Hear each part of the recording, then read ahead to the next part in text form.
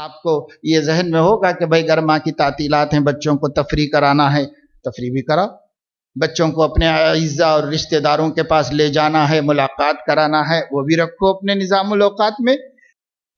ایک بہت بڑے بزرگ حضرت شاہ حکیم اختر صاحب رحمہ اللہ حیدرآباد تشریف لائے، تو ہم لوگوں نے چاہا کہ ان کو حیدرآباد کی تاریخی مقامات بھی دکھائیں۔ پروگرام تو دین کا تھا، دین کی محفلیں چل رہی تھیں، لوگوں کو نفع ہو رہا تھا، فائدہ ہو رہا تھا، کچھ یہ بھی تھا۔ تو حضرت سے خواہش کی گئی کہ یہاں پانی کا ایک ذخیرہ ہے عثمان ساگر، وہاں پر صبح کے وقت کسی وقت چلیں۔ کون سا وقت ہوگا جب بے پردگی نہیں ہوگی، بے حجابی نہیں، فجر کے بعد فوراً چلے جائیں اور پھر جلدی سے فارغ ہو کے وہاں سے آ جائیں۔ وقت تفریح کا بھی وہی ہے، سہانا وقت ہوتا ہے، جنت کھولی جاتی ہے اللہ تعالیٰ کے دیکھنے کے واسطے۔ اسی وجہ سے فجر سے پہلے سے لے کر سورج کے نکلنے سے پہلے تک سارے عالم میں ٹھنڈی ہوائیں چلتی ہیں اور بہت ہی پرمسرت لمحات ہوتی ہیں صبح کی۔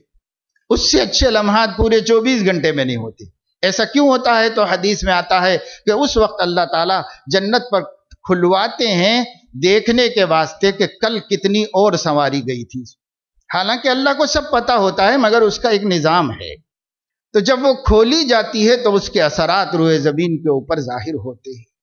بہرحال حضرت کو لے گئے ہم لوگ کسی طرح آمادہ کر کے، وہیں پر ناشتہ کر لیں گے اور تھوڑی دیر ٹہل کر پانی کے کنارے واپس آ جائیں۔ تو چلے حضرت، اور بہت سارے لوگ چلے، پہنچ گئے۔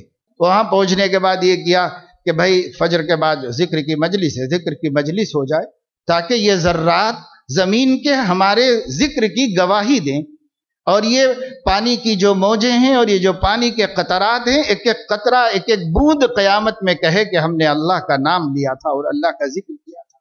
تو سب کو شوق پیدا ہوا اپنے گواہوں کو تیار کرنے کا، اور سب نے ذکر کیا۔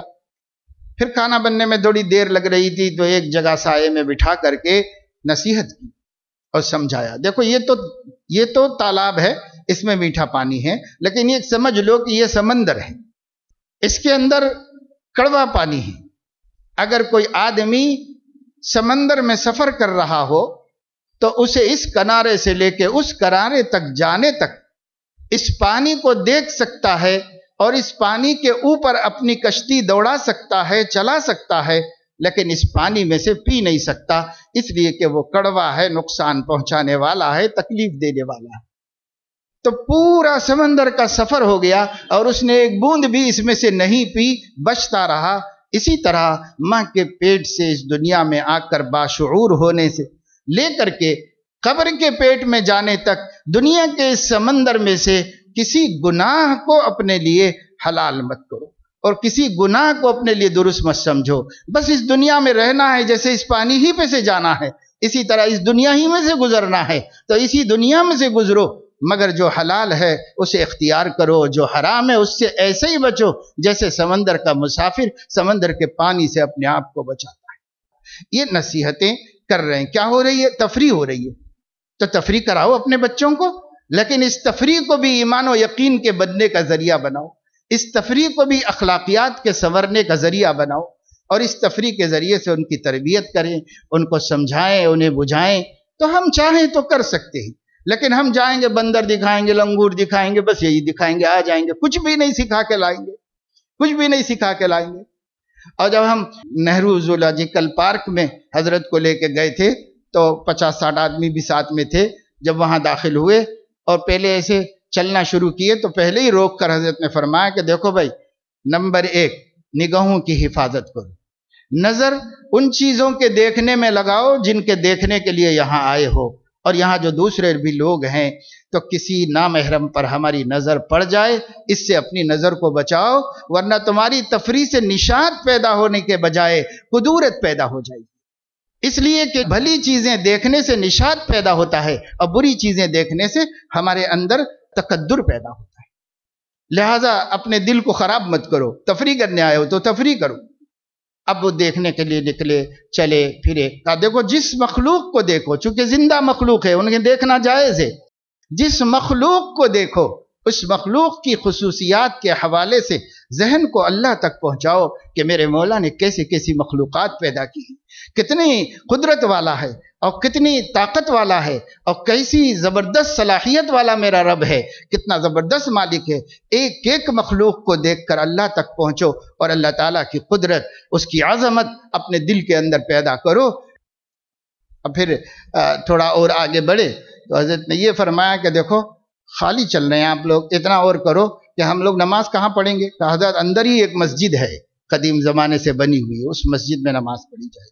اچھا ٹھیک ہے، تو پھر لوگوں سے جو مسلمان مل جائیں ان سے کہو کہ یہاں نماز پڑھی جائے گی ظہر کی، اور ظہر کے بعد کچھ دین کی گفتگو بھی کی جائے گی۔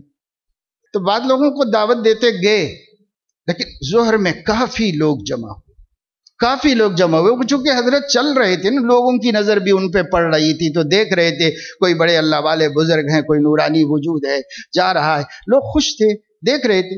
ہم نہیں سمجھے تھے کہ اتنے لوگ آئیں گے، اتنے سارے لوگ مسجد کے اندر اور عورتیں باہر مسجد۔ تو وہاں حضرت نے مختصر سا ان کو خطاب کیا، ایمان کی بات، اللہ کی محبت کی بات، نبی کی محبت کی باتیں کی، اور یہ فرمایا کہ بھائی دیکھو اتنی ساری معلومات اس پارک سے لے کر جا رہے ہو اللہ کی مخلوقات کی، خود اللہ کے بارے میں بھی تو کچھ لے کے جاؤ، خود اللہ تعالیٰ کی معرفت کا بھی تو سبق یہاں سے لے کے جاؤ۔ لوگوں نے سوچا ہوگا کہ تفریحیں تو بہت دفعے کی ہیں کہ یہ تفریح قیمت بن گئی، وصول ہے۔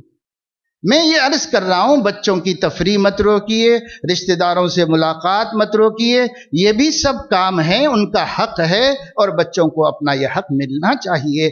لیکن اس کے ساتھ ساتھ اگر آپ باپ ہیں اور آپ کے دل میں ان کے فیوچر یعنی قبر اور حشر کا فکر ہے، تو آپ ان بچوں کے لیے ایسا پلان کیجئے کہ ان کے 2 مہینے ان کے فطری اور نفسیاتی حقوق بھی مل جائیں، اور ان کا ایمانی اور روحانی بھلا بھی ہو جائے، اللہ کی محبت میں اضافہ ہو جائے، نبی کا عشق موجیں مارنے لگے ہمارے بچوں کے دلوں میں۔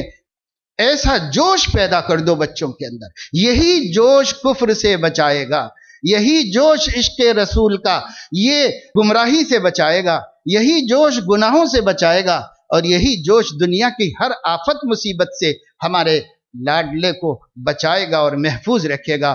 اور یہ نہ دے کر پوری کائنات دے دو، آپ نے اسے کچھ بھی نہیں دیا۔ اللہ مجھے آپ کو سب کو توفیق عطا فرمائے کہ اللہ پاک ہم اپنے بچوں کی ایسی تربیت کر دیں کہ ان بچوں کو دیکھ کر ہمارے نبی کا دل خوش ہو جائے، اور ہمارے اللہ ان بچوں کو چلتا پھرتا دیکھ کر آسمانوں میں فرشتوں کے اوپر فخر کریں۔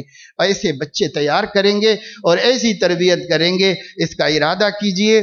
ارادہ تو کوئی مشکل کام نہیں ہے، ارادے کے بعد کچھ تدبیریں شروع کیجئے، نہ سمجھ میں آئے تو بڑوں سے مشورہ کیجئے، علماء سے رائے لیجئے اور اس میں کامیابی حاصل کر لیجئے۔